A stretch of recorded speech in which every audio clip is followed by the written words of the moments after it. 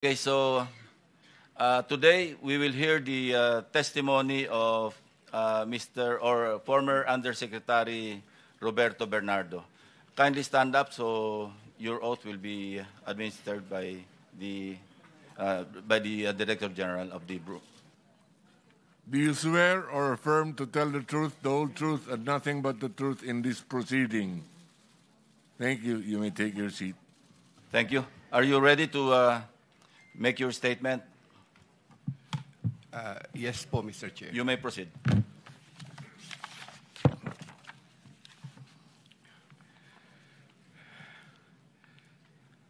Dear Senator Lacson and honorable members of the Blue Ribbon Committee, I am Roberto Bernardo, formerly an Undersecretary for Operations of the Department of Public Works and Highways, DPWH. I was summoned to appear today before the Honorable Blue Ribbon Committee and required to testify in connection with its ongoing inquiry in aid of legislation into the reported anomalies in certain DPWH projects, flood control projects. Bago ko po ilahad ang aking nalalaman sa mga bagay na nais tumbukin ng kagalang-galang na Blue Ribbon Committee, ako po ay umaamin sa aking maling nagawa. Ako po ay hindi naging matatag at tapat sa pagpapatupad ng tungkulin na ipinagkatiwala sa akin ng ating pamahalaan at sambayanan. Taus-puso at puno ng pagsisisi na ako po ay humihingi ng kapatawaran sa Diyos, sa ating bansa at mga kababayan, gayon din sa aking pamilya, mga kaibigan at sa lahat ng aking binigo. Nakagawa po ako ng pagkakamali at pinahintulutan ko po ang aking sarili na maging kasangkapan sa pagpapatupad ng isang masamang gawain. Handa po akong gawin ang lahat ng nararapat upang maiwasto ang aking kamalian at maiwasan na ito'y mangyaring muli. I wish to assure the Honorable Blue Ribbon Committee of my full cooperation with the investigation. I am submitting an affidavit outlining my knowledge and of and involvement in certain events material to the subject of investigation. Moreover, I will disclose and expound on related incidents within my personal knowledge, mindful not only of the materiality of my testimony, but also of my rights, as well as fearful of what effects my disclosures will have on my family's safety and well-being. I have applied before the Department of Justice for coverage as a state witness under Republic Act No. 6981, otherwise known as Witness Protection, Security and Benefit Act. I hope the Honorable Blue Ribbon Committee will find merit in my application and favorably endorse the same to the DOJ. With the assurance of the Honorable Blue Ribbon Committee that my rights and benefits under RA 6981 shall be respected, I am prepared to submit the aforesaid affidavit to Honorable Blue Ribbon Committee and swear to and testify on the same, with the approval of the Honorable DOJ Secretary on the disclosure thereof for such purposes. The highly sensitive nature of the disclosures made in my affidavit cannot be stressed enough. These deal with involvement in irregularities of 4 senators and 1 congressman, 1 member of a constitutional commission, and 1 undersecretary, seriously undermining public trust in 2 out of 3 branches of our government and a constitutional body, thereby posing a significant threat to our national security as it may lead to political instability, which may weaken the ability of the government to function effectively. 25 of September 2025, Makati City, Metro Manila. And this, Mr. Chair, signed na po ito. Okay. May we hear from Secretary Remulla since he mentioned about his application for admission into the program? Your Honor, we will have to evaluate his statements in relation to all the other testimonies that we have gathered in the DOJ and in the Blue Ribbon Committee. The Senate President. Mr. Chairman, Mr. yeah. We would like to listen to your sworn affidavit, if you have one, or an affidavit that you will swear to complete the disclosure that you're talking about. Otherwise, those are mere general statements. Please, thank you. Yes, Mr. President, Mr. Chair, may I be allowed to read the Yes, you may proceed, Yusek Bernardo. affidavit? I, Roberto R. Bernardo, Filipino, of legal age, a resident of Malolos City, Bulacan, under oath, deposed and state. In connection with the ongoing Senate Blue Ribbon Committee investigations, I intend to submit this affidavit which provides details of my knowledge about matters within my jurisdiction relating to flood control projects when I was still serving as Undersecretary for Operations of the Department of Public Works and Highways. This affidavit lays out details. Sorry, excuse me. You have your counsel now with you? Yes, sir. Yes, Okay, po, Mr. on Chair. record. Okay. This affidavit lays out details of the involvement of legislators as well as other government officials with a commitment on my part to expand these disclosures as my best recollection of facts and records may serve. Since number three, since the received an invitation to appear in these proceedings, I began collating, vetting, and consolidating all written communications, documents, tables, and matrices and lists in my possession, the retrieval of which has been difficult since I retired from public service last August 2025. With the benefit of more time and greater freedom to access files, I am confident that I can provide even more material and relevant evidence that would clarify the issues once and for all. Number 4, more importantly, I am executing and submitting this affidavit with my full and absolute consent as an integral part of my application to be admitted under the Witness Protection Program through the favorable recommendations of the Honorable Chairman of the Blue Ribbon Committee, Senator Ping Lacson, and the Honorable Senate President, Tito Soto, under Section 4, as well as Section 10 of Republic Act Number 6981, otherwise known as Witness Protection, Security, and Benefit Act before the Department of Justice.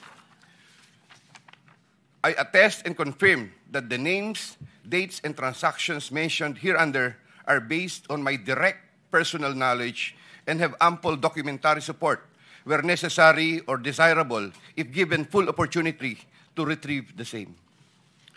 Background facts.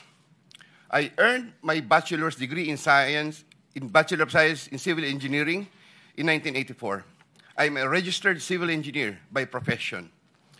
In the year 1985, I began my 40-year stint in the DPWH as a laborer. I then climbed the ranks through the years as Associate Civil Engineer, Engineer 2, Engineer 3, and as Assistant District Engineer, Assistant Regional Director. I then became Assistant Regional Director CESO 4 sometime in 2012 until my appointment as Assistant Secretary in 2016. I finally became Undersecretary more than a year later and remained such until my retirement on August 2025. I met former District Engineer Henry Alcantara during my assignment in the Laguna 2nd District Engineering Office. Engineer Alcantara, Engineer Bryce Hernandez, Engineer J.P. Mendoza, and Engineer Algie Jumasig all belong to the Bulacan 1st DEO.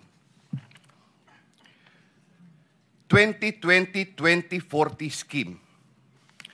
Sometime after the State of the Nation address of President Ferdinand Bongbong Marcos Jr. in July 2025, and while I was already on sick leave, I heard from Secretary Bunoan for the first time that Engineer Alcantara, Engineer Hernandez, Engineer Mendoza, and Engineer Dumasig were engaged in contracting activities using the licenses of other contractors. Subsequently, Engineer Hernandez confirmed this arrangement through one of the legislative hearings and by other contractors whose license they used. According to Bryce Hernandez, their sharing is 20-20-20-40% from these activities. My understanding is that they had prepared and signed documents for purposes of collecting payments, which they then apportioned the profits amongst themselves. However, I must admit that I have no personal knowledge on the exact actions they took to accomplish this scheme, and I can only be asked general questions on the systems in place that would have allowed this modus operandi to happen.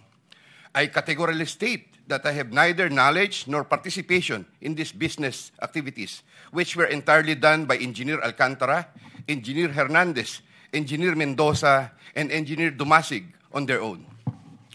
Ghost projects. At about the same time, after the 2025 SONA, I also heard for the first time that aside from the 2020-2040 scheme, were flood control projects, ghost projects, for which Engineer Alcantara, Engineer Hernandez, Engineer Mendoza, and Engineer Dumasig were also responsible. These were confirmed later by Secretary Bunaan during a separate legislative hearings. I called up Engineer Alcantara to ask him about these flood control ghost projects. He denied any participation.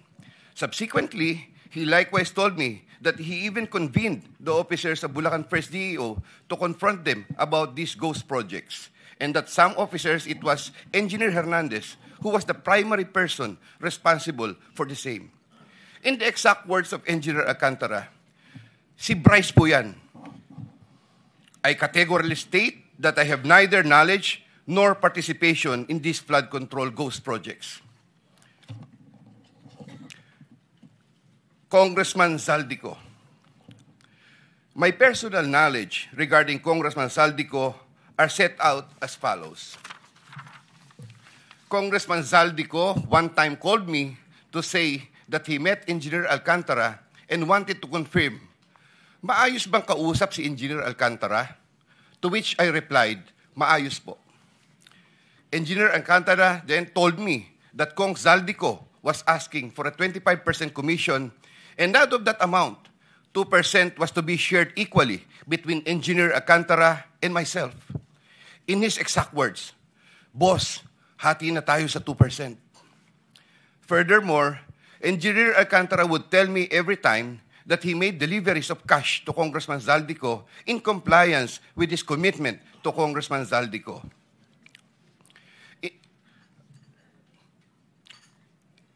In this affidavit, I shall mention my personal knowledge regarding Senator Chis Escudero as follows.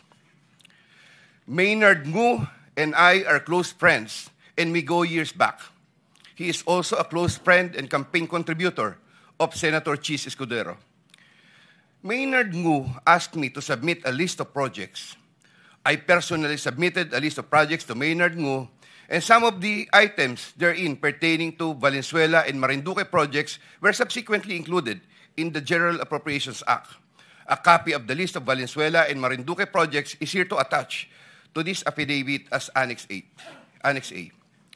When I gave him the list, and in relation to the commitment, I asked him, Boss, paano to? Maynard replied, bahala ka na. I asked, Boss, okay na ba ang 20%? Maynard said, okay. After inclusion of the projects in Dagaa, I delivered 20% of approximately 800 million or about 160 million to Maynard Ngu, which was meant for Senator Escudero.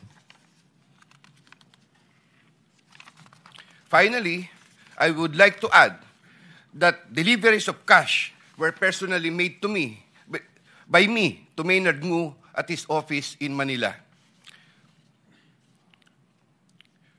I confirm that Commissioner Lipana requested that he be referred to officers of DPWH Bulacan First DEO. I referred to Engineer Bryce Hernandez. I have no personal knowledge if they were able to secure a project in Bulacan First DEO. Furthermore, and subject to possible referral to an executive session upon the approval of the Honorable Chairman, I attest to the broader systemic issues in DPWH that are widespread. My statements hereunder are based on personal knowledge and direct interactions with the personalities involved with great risk to my safety and that of my family members. I confirm the following. Yusek Trigiv Olaybar of DepEd. Yusek Trigiv Olaybar used to work for Senator Ramon Bong Revilla and Senator Sani Angara before his appointment as Yusek for the Department of Education. Sometime 2010, I met for the first time Yusek Olayvar, who was then working in the office of Senator Bong Revilla. Later, I learned that he transferred to the office of Senator Edgardo Angara and then later to Senator Sani Angara. Sometime 2024, Yusek Olayvar personally called me for a meeting to discuss about unprogrammed appropriations, supposedly for the office of the Executive Secretary. In the said meeting, he requested me to submit a list of projects. After the meeting, I asked Bulacan First DEO to prepare a list of projects for funding. Thereafter, Engineer Alcantara submitted a list of projects worth 2.85 billion. Here to attach as Annex B is a list of those projects. Subsequently, I submitted this list to Yusek Olayvar. Yusek Olayvar told me that the commitment is 15%. In his words, Boss, 15 yan.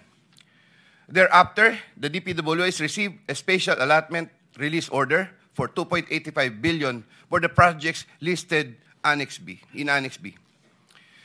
Engineer Alcantara, from time to time, would collect and deliver the agreed 15% commitment to me, which I delivered or caused to be delivered to Yusek Olayvar in Magallanes, Makati, and other places.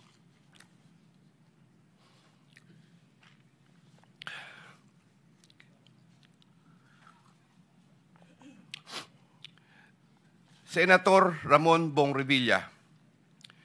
Sometime in the year 2024, Senator Revilla and I met where I gave him a list of projects given to me by Engineer Alcantara. Senator Revilla asked for a commitment, which I suggested. Then he approved at 25% of the total amount of the projects indicated in the list here to attach as Annex C. I relayed the 25% commitment to Engineer Alcantara and told him that Senator Revilla will appreciate additional contributions for his senatorial re-election bid. Engineer Alcantara collected the 25% commitment, or about 125 million, which was turned over to me and then delivered to Senator Revilla in his house in Cavite.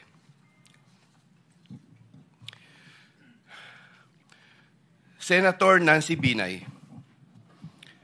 Sometime in the year 2024, Carlin Villa, a staff of trusted confidant of Senator Binay, called me and asked for a commitment which was set at 15% of the total amount of the projects indicated in the list here to attach as Annex D. I relayed the 15% commitment to Engineer Alcantara. Engineer Alcantara collected 15% commitment, or about 37 million, which was turned over to me and which I then delivered to Senator Binay at a house in Quezon City. Given the complexities of the transactions and personalities involved, I humbly reserve the right to submit a supplementary affidavit if warranted in the premises. I attest to the truth of the foregoing statements based on my personal knowledge and authentic records. In witness or hope, I will be affixing my signature this day of September 2025 here. Mr. Chair. Yeah, kindly sign your affidavit in the presence of everybody.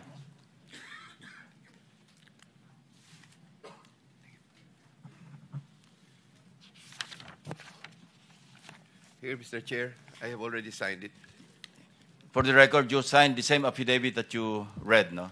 Yes po, Thank Mr. you. Chair. Maraming salamat, Yusek. Secretary Remulla is recognized. Your Honor, after hearing his affidavit and his willingness to disclose all other details about the transactions that happened under his watch, may I respectfully ask the committee to allow the DOJ to have an evaluation of Mr. Bernardo immediately.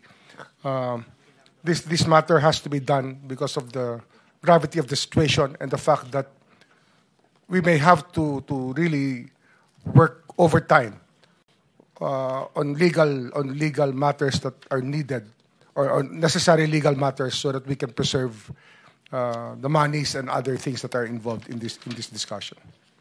Thank you, Secretary Remulla.